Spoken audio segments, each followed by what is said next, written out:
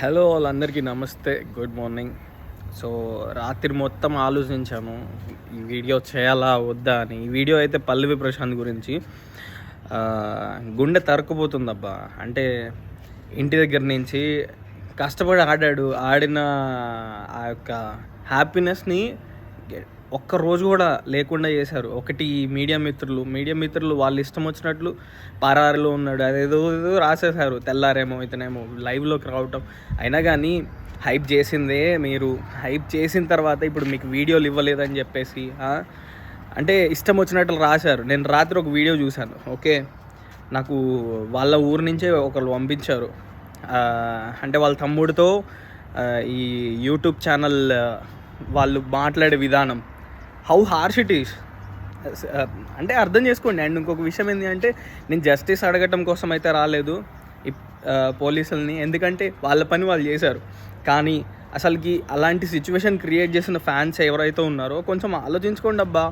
పాపం అంటే ఒక కామన్ మ్యాన్ లాగానే పంపించినాం కదా, కానీ చూడండి ఎలాంటి సిచ్యువేషన్స్ ఫేస్ అవుతున్నారు. ఇప్పుడు రిపర్కషన్స్ అనేవి వాళ్ళు పల్లవి ప్రశాంత్ ఒక్కడు భరిస్తే ఓకే, కానీ ఇప్పుడు పల్లవి ప్రశాంత్ వాళ్ళ తమ్ముడు వాళ్ళ నాన్న నిన్న జైలు బయట పండుకుంటే అసలుకి కళ్ళమ్మటి నీళ్ళు ఒక్కొక్కరికి ఎట్లా వస్తున్నాయి అంటే, ఫ్యాన్స్ అందరూ బయటకు వచ్చి అంటే ఒక రివల్యూషన్ లాగా చేయడం పెద్ద పని ఏం కాదు, ఎందుకంటే వాళ్ళే కదా వేసి గెలిపించింది. కాకపోతే అంటే ఇలాంటి సిచ్యువేషన్ పొలిటికల్ ర్యాలీస్ జరిగినప్పుడు, ఇలాంటి సిచ్యువేషన్ సినిమా థియేటర్స్లో సీట్లు జించినప్పుడు అవేం రావు. ఎందుకు నాకు అర్థం కాలేదు. అలాంటి టైంలో ఈ లాస్ ఇవన్నీ గుర్తుకు రావా? So I just Telangana government at least bail ఇప్పించండి ఖచ్చితంగా.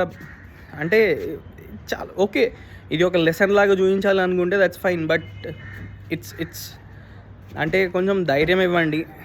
ఇప్పుడిప్పుడే బయటకు వచ్చిండు, అనవసరంగా ఇప్పుడు వాళ్ళ కెరియర్ బాధ అవుతుందని వాళ్ళ నాన్న ఏ విధంగా అంటే బాధపడతాడో నాకు కూడా తెలుసు. ఎందుకంటే ఒక పల్లెటూరులో ఈ సెలబ్రిటీ స్టార్డమ్ ఫరక్ పడదు, అసలు అర్థం కాదు, అన్నిటికంటే ముఖ్యం. సో దయచేసి నేను అంటే ఇప్పుడు అంటే సెలబ్రిటీస్ ఉన్నారు, ఓకే, అతను సెలబ్రిటీ అవ్వాలని వెళ్ళాడో అవ్వకూడదని వెళ్ళాడో తెలియదు, కానీ అతని వల్ల అండ్ మిగతా ఫ్యాన్స్ వల్ల వాళ్ళ ఫ్యామిలీ చాలా ఎఫెక్ట్ అయింది. ఈ విషయం నాకు చాలా బాగా అర్థమవుతుంది.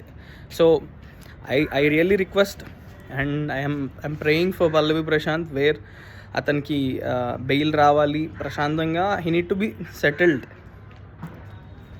సో చాలా బాధేస్తుంది. ఓకే, అంటే ఈ ఇమీడియట్ యాక్షన్స్ పొలిటికల్గా కూడా తీసుకుంటే చాలా బాగుంటుంది.